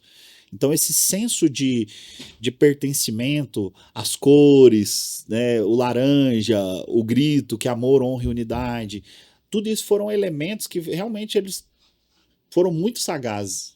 O corte da internet ele é muito cruel, né? Porque do método CIS tem o lance lá do grito que o Paulo pede para Tem algumas atividades Sobre que você fisiologia, né? Ele vai Quando explicar. você tá lá, faz todo sentido. Total. O cara explica tudo o que acontece. E aí você pega o corte e às vezes o cara mete outra musiquinha, dependendo do ângulo, fica meio ridículo pra quem tá vendo o corte. Total.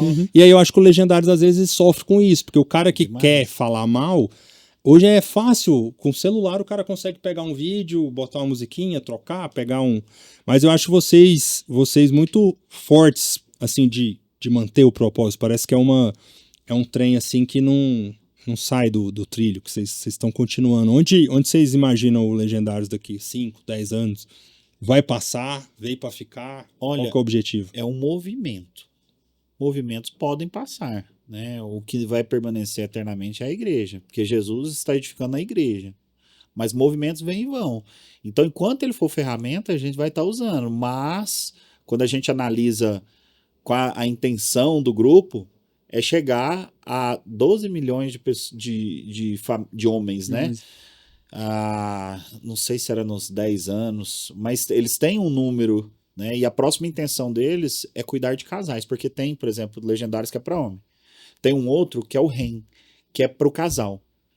E tem um outro que é para o pai e o filho pequeno, de 4 a 7 anos, de 8 a 11 anos, de 12 a 17 anos, e tem do pai com a filha. Ou seja, é algo para a família mesmo.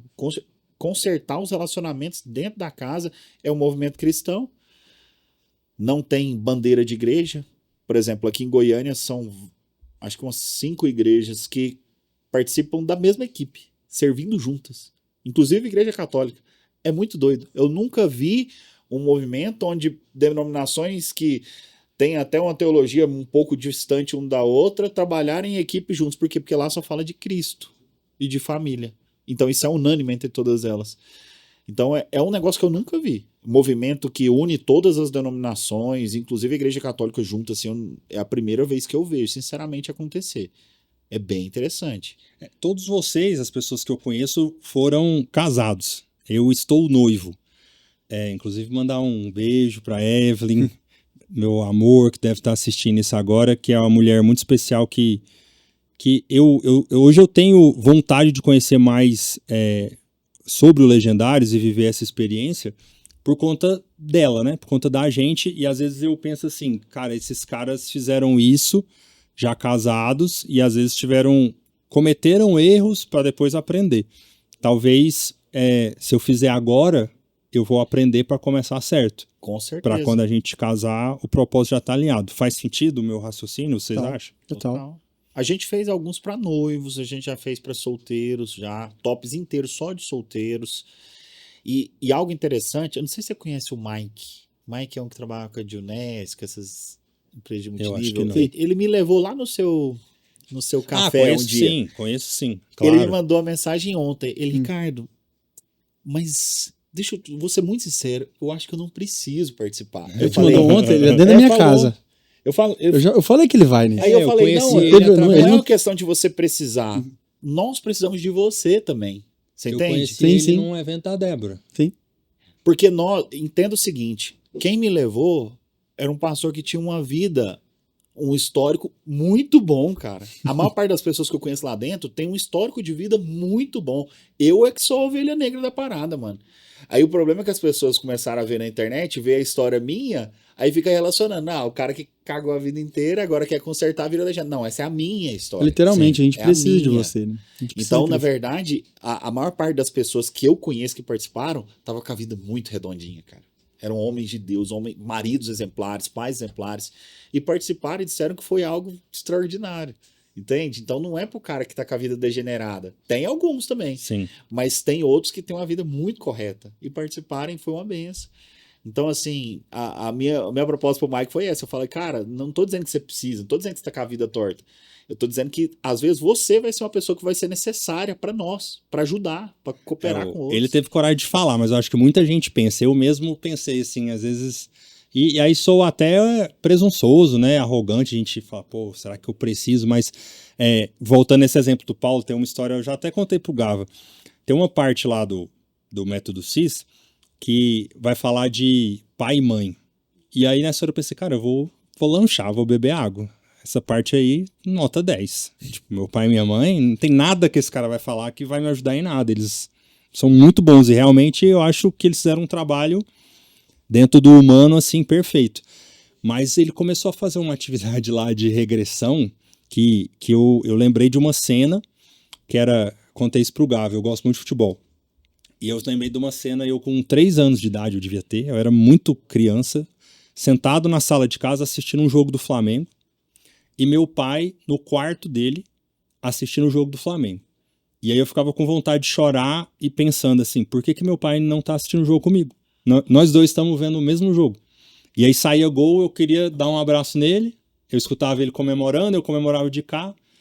E cara, eu não sabia que existia essa memória dentro de mim. Olha que doido. E aí, nesse exercício que o Paulo fez, eu vi isso, eu falei, cara, eu preciso consertar isso. Aí cheguei, e aí liguei pro meu pai, tem jogo do Flamengo domingo, vou ir pra sua casa assistir com você. Aí sentei no sofá, assistimos.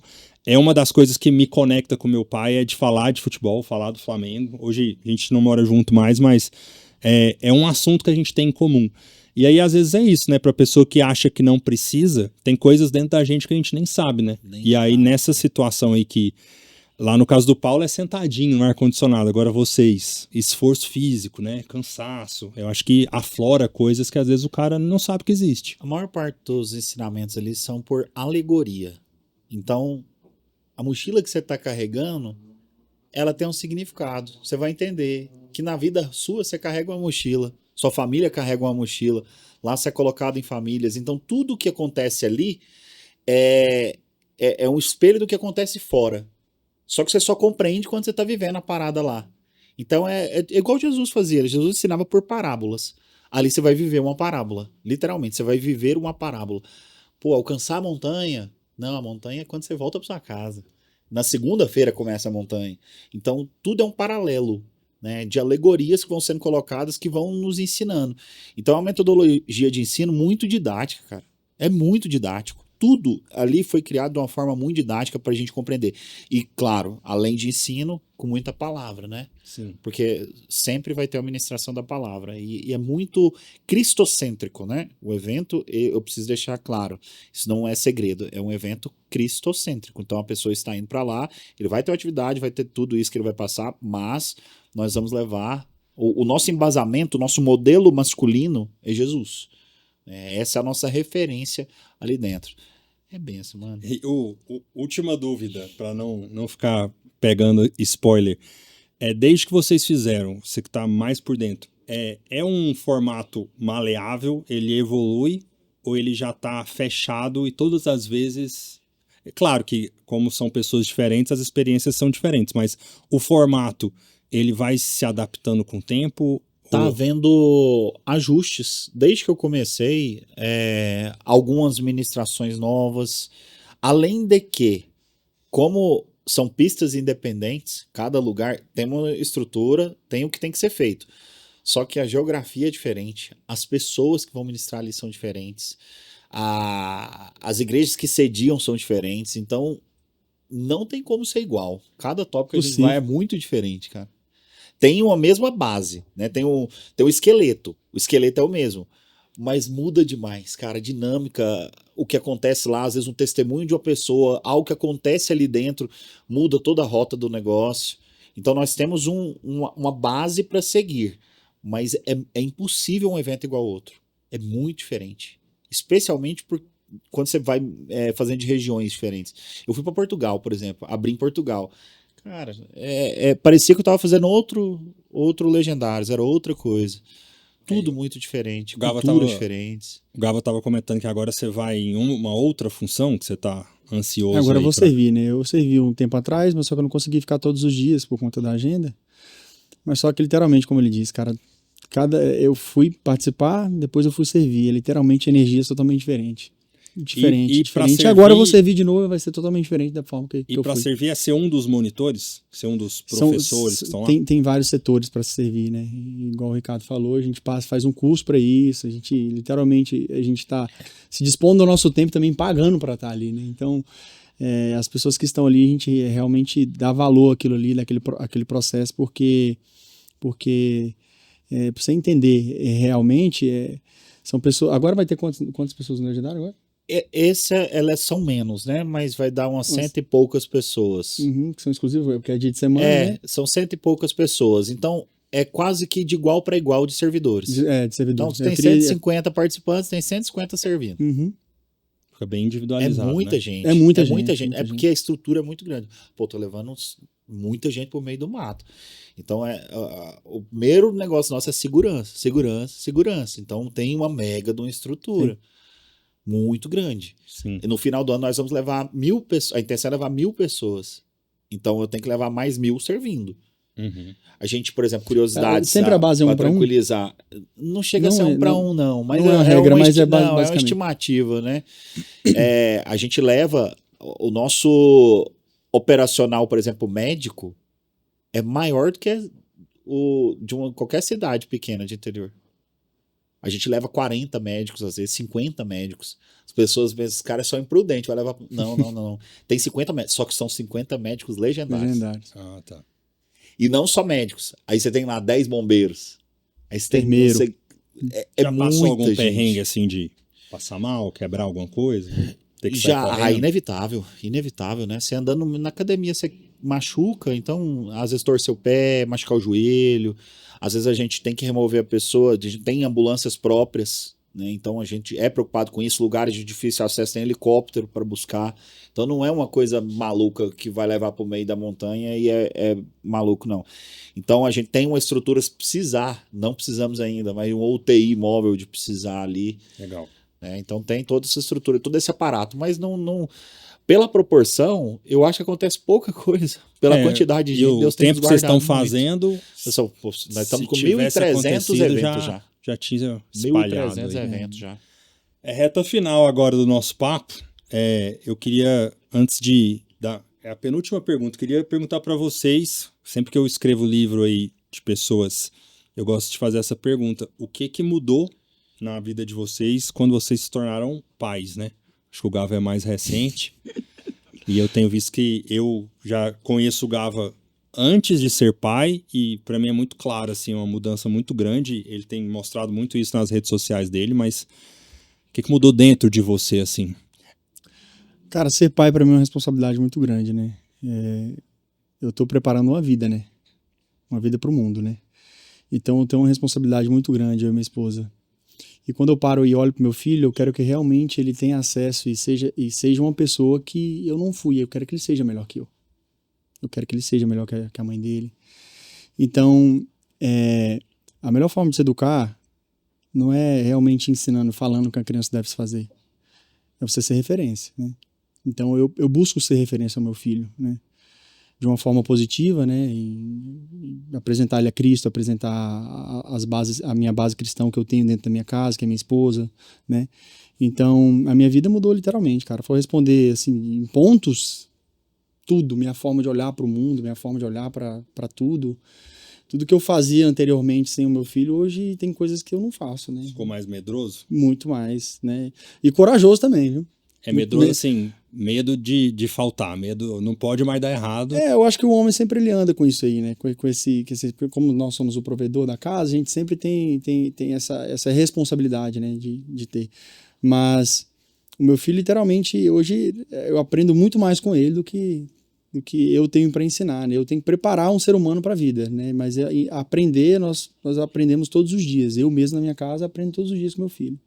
Aprendo com ele, eu olho para ele e realmente vejo a importância de ter um filho, algo que eu e minha esposa estamos zelando e preparando para a vida, sabe? Eu acho muito espiritual isso, cara. Se você entender, for parar para analisar realmente a vida espiritual dentro de uma família, que é a base, que é pai, mãe, filho, isso aí a minha vida mudou literalmente, financeiramente, em tudo, depois que meu filho nasceu.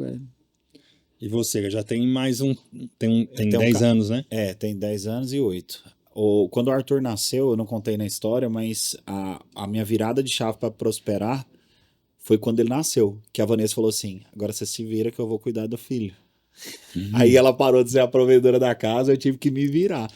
Né? Então, realmente mudou financeiramente. Eu era desesperado com meu filho. Eu era aqueles pais que eu ficava vendo se você estava respirando à noite. Então, nossa, eu era apaixonado. Eu carregava ele no meu colo, eu chorava muito, de emoção, de ver que tinha um filho ali. Aí na segunda filha já tá meio calejado, né? E comia terra, né? O outro tinha medo. Não pega nisso, não sei o quê. Dormiu na minha cama durante 2 anos, cara. Isso aí foi errado. Eu ensino hoje que isso destrói casamento, não pode. E aí, eles cresceram, então eu tenho 3 fases. Tem essa fase pai apaixonado, depois o trabalho me consumiu, e agora nos últimos 2 anos, eu tenho vivido tudo que eu não vivi com eles nos anos anteriores. Por quê? Eu fico em casa o dia inteiro. Então eu levo eles na escola cedo, treino com a Vanessa, gravo nossos vídeos, busco eles em casa. E passo a tarde inteira com meus filhos. Tem 2 anos que eu fico o dia inteiro com eles. Só tô distante no momento da aula. Então e ano que vem ainda vai ser mais intenso ainda, porque eu vou colocar eles em homeschooling. Então nós vamos ficar junto o dia inteiro, mas eu tô tirando um atraso, entendeu? Sim. Eu falei assim, Senhor, eu preciso compensar. Eu quero experimentar dos meus filhos, assim, apesar de que grande parte do caráterzinho dele já foi formado, eu quero recuperar esse tempo. Então tá sendo muito importante. Então ele é meu amigão, cara. Meu irmãozão, o Arthur. Eu chamo. Ele é meu filho, mas é meu irmão em Cristo, né? É engraçado isso, como funciona isso. Então a gente lê a palavra juntos, eu ensino ele, a Anne, os meus meninos, eles são diferentes. Apesar de eu ser um cara que mexe com tela, eles não têm celulares, não têm nada, então eles são artistas, eles saem... Meu filho é cantor. Cantando em coral, tá aprendendo a tocar violão lá. Legal. E a minha filha é artista pro lado de artesanato, então ela faz pintura o dia inteiro. Eles são meninos que vivia sem tecnologia alguns anos atrás. Eu consegui implementar isso lá em casa. Eu também faço isso lá em casa. E é muito bom, cara. É uma diversão total. Consome mais do nosso tempo. Menino sem tecnologia te consome. Muito. Então você tem que estar disposto a ocupar esse espaço. Né? É recompensador. Nossa, recompensa demais, fora do normal.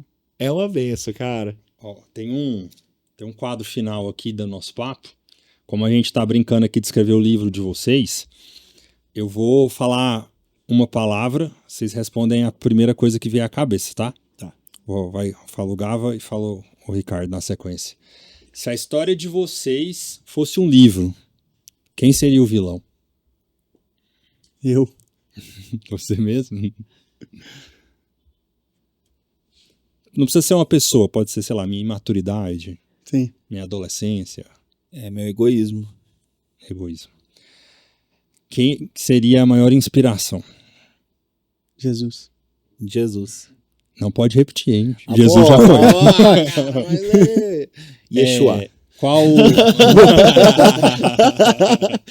o maior medo? Maior medo? Nossa.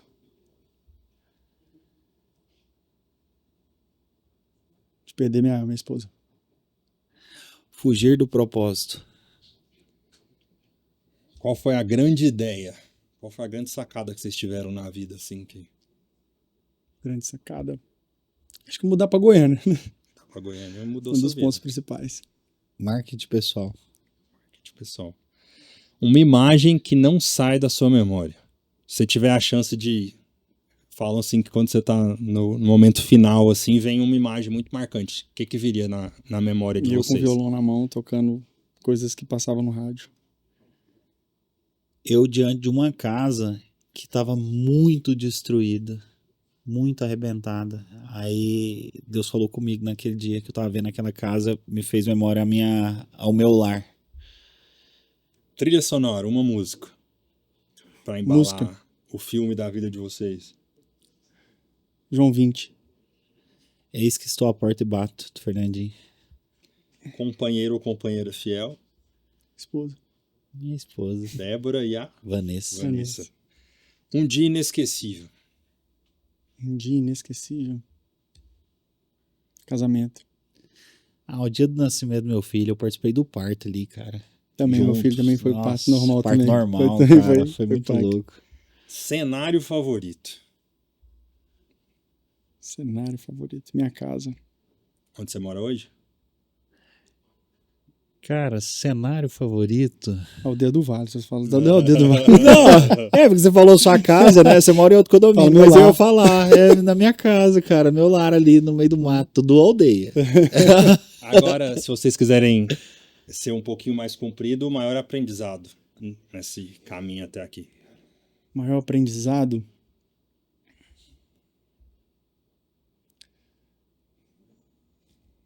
Cara, vou tentar ser mais brando possível, mas o meu maior aprendizado foi começar a olhar os passos de Jesus e literalmente ver que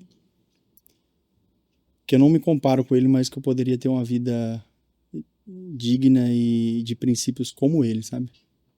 Sim. Você, cara.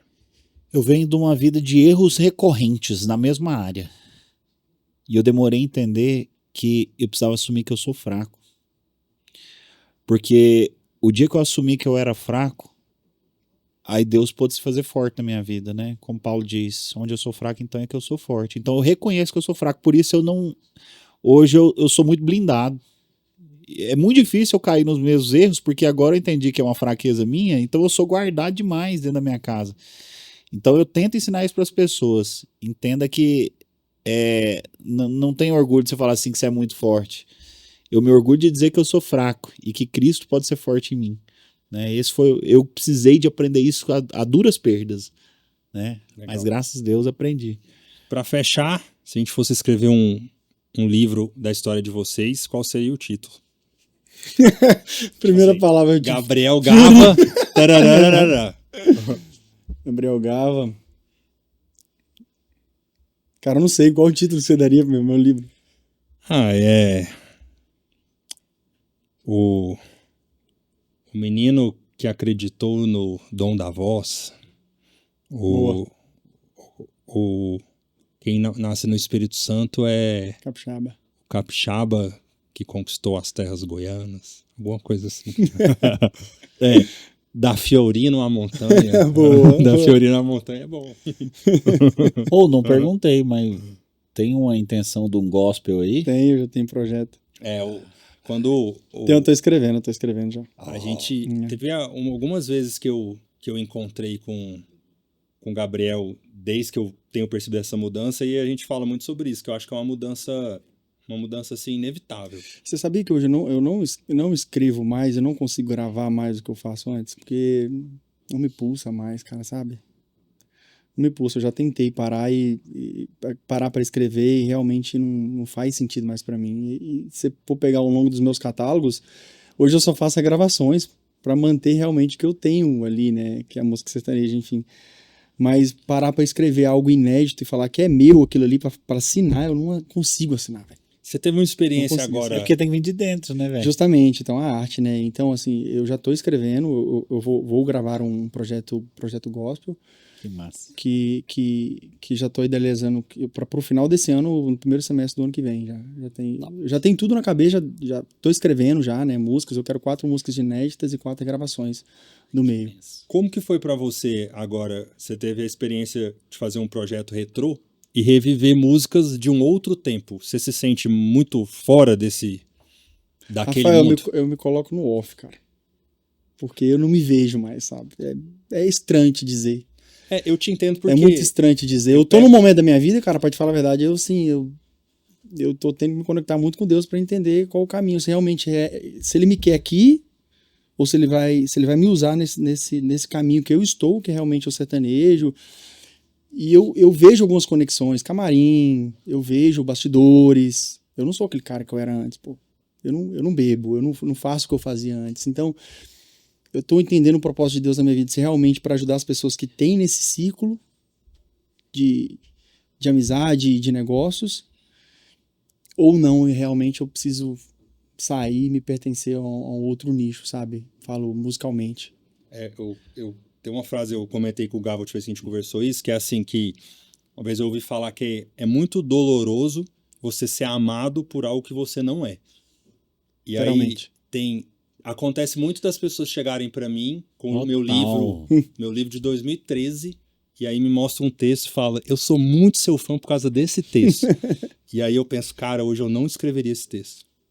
Total. Esse texto não é meu mais. As pessoas me fazem isso, pessoa... cara, eu sou seu fã da Fiorino, o que é esse cara? Eu não sou aquele cara lá, sabe? E aí você fica assim, porque existe o seu artista, e aí essa combinação é complicada. Mas o Ricardo não vai fugir, não. Qual seria o título do seu livro? Depois da Montanha. Depois da Montanha. Seria Depois da Montanha. Porque assim, O que eu tive antes foi muito bom, eu vivi muitas coisas boas. Mas, sabe, parece que não faz mais sentido. Aquele tanto de coisa do mercado imobiliário é justamente isso. O pessoal chegar e falar, sou muito seu fã por causa do vídeo. Aí eu falo assim, do mercado imobiliário. E você é aquele cara? Pois é, já não sou mais aquele cara, eu sou outro. Mas assim, como já são 2 anos de consistência também, aí já tem gente que já me conhece pelo outro Ricardo. Nem sabia que eu era corretor. Sim. E o que é interessante também, né? Mas realmente, a minha vida, ela começa a contar pra valer mesmo depois. Bom demais. Antes de despedir de vocês, quero mais uma vez agradecer você que assistiu esse episódio até o final. Esse é um projeto que a gente está começando. Pretendo trazer conversas tão profundas e verdadeiras como essa. Agradecer mais uma vez os nossos parceiros, o pessoal da Link, um dos nossos patrocinadores masters aqui do projeto. Vai aparecer um QR Code. Se você ainda não tem a melhor internet do estado, pode contar com a Link, desde o primeiro escritório do Precisava Escrever, a minha casa, aqui no nosso estúdio. É melhor mesmo ter lá em casa, é bom mesmo. É bom quando eu não falo sozinho. A Link não vou falar aquela palavra com F, mas é a melhor. Não à toa cresceu tanto, né? A Link hoje está gigante. Aqui, ó, vai de Link, o QR Code está na tela. Quero agradecer também a Sob, nosso estúdio, essa estrutura toda que vocês estão vendo aqui é do estúdio Sob. Você que tem vontade de gravar um podcast, esse é o lugar, fica aqui no Metropolitan. Aqui atrás das câmeras tem uma grandíssima equipe preparada, que está fazendo isso tudo aqui acontecer, vários outros cenários além desse daqui. Falando de cenário, quero agradecer a B12, meu amigo Thiago Malta, que foi quem tornou esse sonho aqui real. A gente aqui tem vários estúdios, mas eu queria muito ter um estúdio com a cara do Precisava Escrever. O pessoal da B2 que faz as grandes formaturas, as grandes festas, eles vieram aqui, uma coisa que tinha lá dentro da minha alma, do meu pensamento, eles conseguiram tornar real. Muito feliz por isso. Vou deixar também aqui o QR Code da Casa Scala, você que tem vontade de construir em um desses condomínios aí dos seus sonhos aqui de Goiânia, entra nesse QR Code, conheça mais sobre a Casa Scala. Somente 30% de entrada e você vai construir a casa dos seus sonhos, no condomínio do seu sonho, no lote dos seus sonhos. Vale muito a pena conhecer. E para fechar, e não menos importante, mandar um abraço para o pessoal da Cicobi Unicentro, que também está sempre com a gente. Mandar um beijo especial para os meus seguidores lá do Precisava Escrever, que agora estão acompanhando aqui a gente nesse novo projeto. E é isso. Para fechar, SS Interiores, os móveis dos seus sonhos para montar o apartamento ou a casa que você sempre quis. Também está aqui o QR Code. Visite a loja. A unidade principal fica ali perto do Aldeia, naquela região do polo ali do Guanabara. É uma loja espetacular, com marcas e móveis de todos os lugares do Brasil e do mundo. Eu tenho certeza que vocês vão gostar.